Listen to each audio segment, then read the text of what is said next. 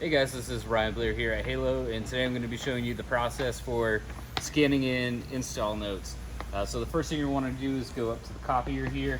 There's a chance that it may be an energy saver, so if that light's green, go ahead and click that. The screen will warm up.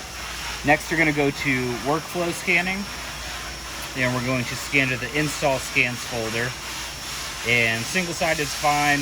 Where it says file PDF doc, we're going to click that, and we're just going to punch in the order number, so 9091, and hit OK.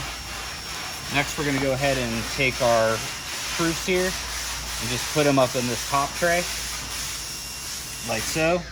Next, you just hit start, and it'll do its thing. And while that's scanning in, what we're going to do is we're going to go to a computer that has access to the install scans. Right now, the one that I know of is Barbara's. We're in the process of adding it to other machines.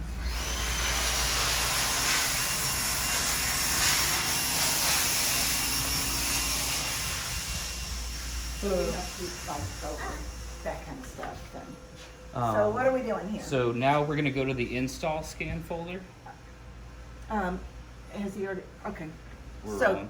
we're rolling? Yep. Okay, so under Metro Sand Scans, you'll see the installation scans folder.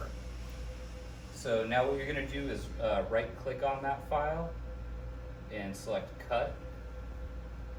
And now we're going to go to the 9091 folder under CB orders.